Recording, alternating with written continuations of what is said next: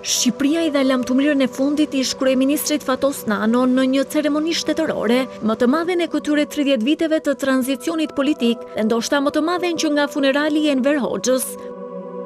Por ndryshe nga ai me urdhër i diktatorit, mira qytetare e politikan, e diela e fundit e Fatos Nanos i mblodhi vullneti, dashuria dhe respekti për të. Ata zhvilluan homazhe në Pallatin e Kongreseve, pikërisht aty ku nisi dhe karriera politike e historike e Fatos Nanos, figurës qendrore të tranzicionit dhe liderit që transformoi dhe modernizoi të majtën shqiptare. Mes lotëve dhe dhimbjes, bashkëshortja Joana Nano dau detaje nga njohja me liderin historik, nga vizioni i tij për modernizimin e partisë tek europianizimi i politikës shqiptare. Fatos ishte i vërtet. Ai nuk dinte dhe nuk donte asnjëherë të shtirej. Ai nuk merrte poza. E urrente populizmin. Ai bënte atë që besonte dhe besonte tek ajo që bënte. Sepse ai besonte me shpirt në vlerat europiane. Fatos ishte në veritës ndaj banalitetit, servilizmit dhe paaftësisë. Siç e ka thënë vetë, ai eci mes baltës së politikës pa u bërë pis prej saj. Ndërsa Sokol Nano, djali i tij i madh, tha se babai i tij do të kujtohet ndër breza si një burr i madh shteti që dilte të dërtonte vetëm ura dhe jo mure. I Mati ishte i pari që më foli për demokracinë. I pari që nuk e kishte frikë humbjen, sepse ai ishte një kalorës. Dhe më dha mësim me forcën e shëmbullit. Ai më mësoi shumë çka. Garën e vërtet, udhëheqjen si përgjegjësi, ringritjen. Ai ishte njeriu shumë dimensional, që më foli për socialdemokracinë, për ekonominë e tregut, për Shqipërinë europiane. Fatos Nano ishte mbase lideri i vetëm që e drejtoi partinë nga burgu, duke u rikthyer dhe më i fortë në krye të shtetit, në një nga momentet më të vështira, pikërisht gjatë revoltave të 1997-s, dhe këtë moment e risolli në kujtesë pas arsi i tij në parti, Edi Rama, bashkë me një mesazh për ata që dikur e burgoson padrejtësisht dhe politikisht. Po sa të pas kanë dashur e të pas kanë admiruar mor burri dheut. Po dhe ata që se lanë shkop ndën rrota pa të vënë, dhe gurë në kuriz pa të hedhur, me zi që pas këshin pritur, të ta tregonin dashurin e adhurimin, sa po ta merrin vesh, që nuk do t'i hapësh më sytë. Historia e marrëdhënies sonë zhvilluar mes ekstremesh, nga birësimi im në familjen socialiste me bekimin e tij, deri tek vrasja e babait, për marrjen e skeptrit ti nuk ka vënd këtu në këtë eulogji. Nëse jam unë sot zëdhënësi i idhërimit krejt familjes madhe socialiste, kjo lidhet padyshim me intuitën dhe me guximin e kryetarit themelues. More than this, I did it my way. Pas ceremonisë të nderimit në tingujt e I Did It My Way të Frank Sinatras, arkmorti me trupin e Fatos Nanos u vendos në shtratin e një topi, nderimi më i madh ky që i bëhet personaliteteve më të larta shtetërore. Familjar, personalitetet të larta shtetërore dhe qytetar e përcollën me duar trokitje dhe trëndafila të bardhë në parakalimin e fundit, përpara zyrës ku qëndroi 3 herë si kryeministër, ku ndonjë nga ata që sot i eci pas arkmortit e goditi me armë në 14 shtator të 1998-s, por Fatos Nano u bë i pari politikan që i jep dorëheqjen pas zgjedhjeve dhe duke lënë pas një parti socialiste që sot është shumë pranë realizimit të ëndrrës së tij dhe të gjithë shqiptarëve, antarësimin e Shqipërisë në Bashkimin Evropian.